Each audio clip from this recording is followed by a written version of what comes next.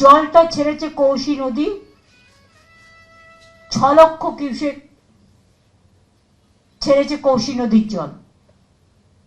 ফলে এই জলটা বিহারের গঙ্গা হয়ে ফরাক্কায় ঢুকবে।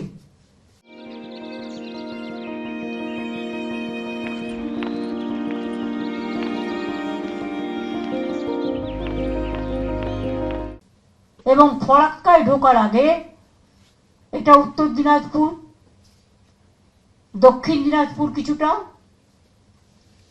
ওদিকে গাজল, ওদিকে ইটাহার, ওদিকে হরিরামপুরের কিছুটা, এদিকে মালদার রতুয়া, হরিশ্চন্দ্রপুর, ভূতনির চক তো অলরেডি আছে, ওদের অন্য প্রবলেম, ডিপিআর তৈরি হয়ে গেছে, ওদের বীজটা করবার জন্য বর্ষার জন্য কাজটা করা যায়নি। এবং তাছাড়াও ফরাক্কা, সুতি, ভগবান গোলার, লালগোলারও কিছুটা পার্ট, এবং আরো যদি এলাকা থাকে, যেমন কুচবিহারে আমাদের মেকলিগঞ্জ যেমন আছে কিছুটা, হলদিবাড়ি, দিনাটা, সিতাই কিছুটা আছে, তুফানগঞ্জ, এগুলো দেখে নেওয়া হবে। মালদাও সবার সাথে কথা বলা হয়েছে, ডিএম থেকে শুরু করে যারা পাবলিক রিপ্রেজেন্টেটিভ ছিল, মিনিস্টাররা ছিল, জেলা পরিষদ, সবার সাথে কথা বলা হয়েছে। বিডিও, লাইন ডিপার্টমেন্ট সবাই প্রেজেন্টও ছিলেন। মুর্শিদাবাদও কথা বলা হয়েছে, উত্তর দিনাজপুরেও কথা বলা হয়েছে জেলার সাথে, জেলায় যারা ছিলেন। দক্ষিণ দিনাজপুরেও জেলার যারা ছিলেন সবার সাথে কথা বলা হয়েছে। জলপাইগুড়ি, আলিপুরদুয়ার, কুচবিহার তো ফিজিক্যালি প্রেজেন্ট ছিল, দার্জিলিং, কালিম্পং, কাশিয়াং, ডিএম শুধু ছিল ভার্চুয়ালি, বাদ বাকি অন্যরা প্রেজেন্ট ছিলেন।